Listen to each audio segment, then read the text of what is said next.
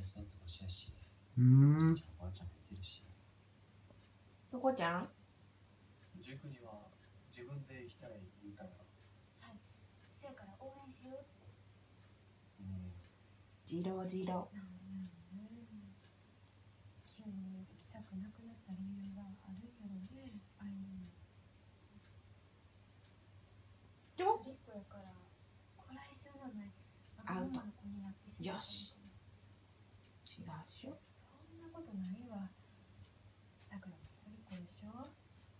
愛はこらえ性のないわがままな子なんかないわ。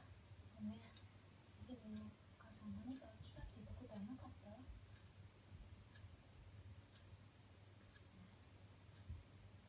そうね。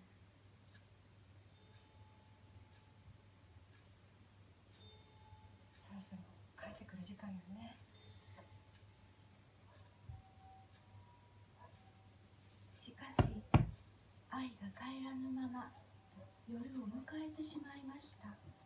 これからスタートします。何かあったらすぐにご連絡を。よろしくお願いします。よろしくお願いします。そしたら手分けしてお願いします。お父さんたちは神戸のマンション。まだ3人目。僕は駅に行きます。母さんとさくらはお友達を当たってください。ちょっちゃん。アウト。お母さんは家で待っててください。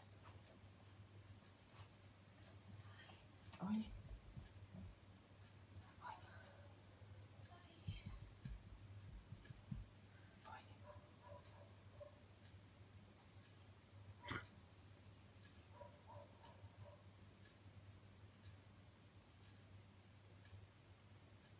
ほら。お父様。ダメ。よし。よし。